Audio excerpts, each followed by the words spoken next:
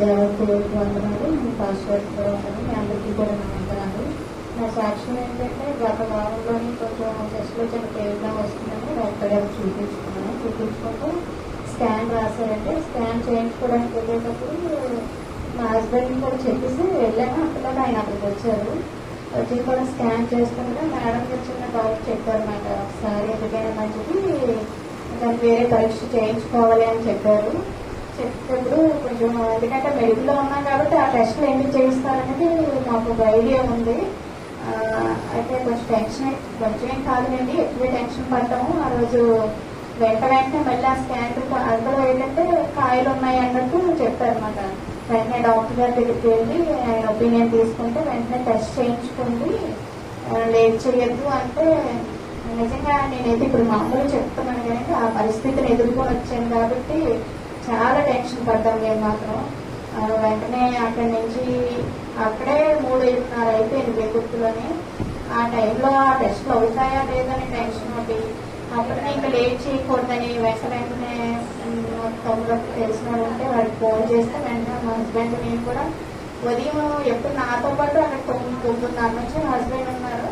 నేను కూడా డ్యూటీలో ఉంటూ 2 పనులు అవుతున్నాయి. పిల్లలకు కూడా ఏం తెలియదు. సాయంత్రం 4 అయిపోయింది. ఇదేమో టెన్షన్ పడిపోతున్నారు. ఇంకా ఇంక లేట్ చేయకూడదు కదా వెళ్ళిపోదామని ఇద్దరు మేము మాట్లాడుకుని అక్కడి నుంచి టెస్ట్ చేయించుకోవడానికి వెళ్ళాం. వెళ్ళిన తర్వాత వెంటనే అక్కడికి వెళ్ళాక వాళ్ళు ఏం చెప్పారంటే దానికి ప్రొసీజర్ ఉంటుంది, బ్లడ్ టెస్ట్ అవి చేయాలి అన్నట్టు వాళ్ళు చెప్తే మొత్తం బయాప్సీ కాకుండా ఎఫ్ఎన్ఎస్ కూడా రాశారు. ఆ ఎఫ్ఎన్ఎస్ అక్కడ తమ్ముడు అంటే దేవుడే అక్కడ కార్యం చేశాడు.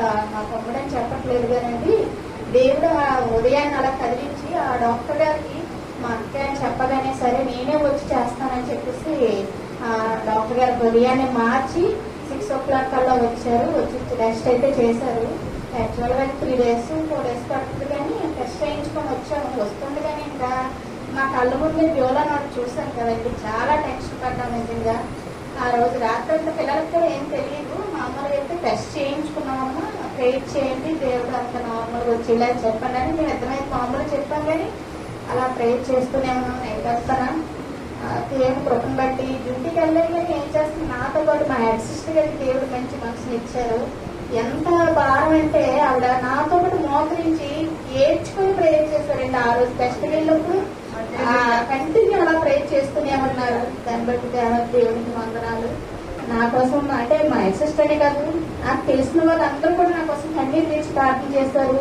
ఈ యొక్క సంఘంలో ప్రతి ఒక్కరు కూడా నా కోసం ప్రార్థన చేస్తారు. దాన్ని బట్టి మీ అందరికీ వందనాలు, దేవునికి వందనాలు.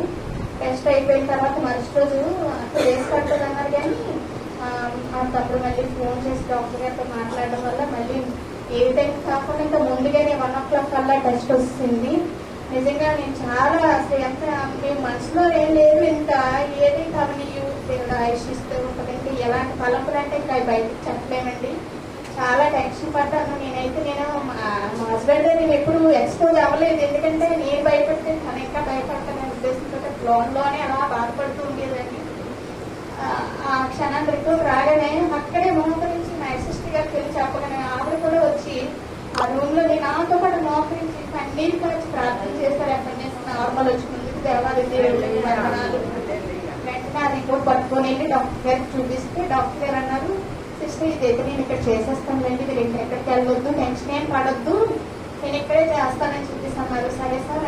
అయితే ఈ మధ్య అక్కడ సమాచారం లేవు అవే కదండి, అక్కడ డ్యూటీ వేశారు ఆయనకి. సో అందువల్ల లేట్ అయింది. ఒక 3 days లోనే చేశారు. నిజంగా నాకు పెయిన్ అయితే తెలియకుండానే చేశారండి. అది కేవలం ఎక్కడైతే పాటు అది పట్టుకున్నప్పుడే పెయిన్ వచ్చింది. ఎంత జాగ్రత్తగా దేవుడు చేయించాడు పెయిన్. నిజంగా దేవాది దేవునికి వందనాలండి. చేసిన రోజు మాత్రమే కొంచెం నొప్పి, నేను తర్వాత నుంచి అసలు ఎప్పటికే లేదండి. దాన్ని బట్టి దేవాది దేవునికి వందనాలు. నిజంగా ఆయన కూడా మాకు కూడా ఆయనే.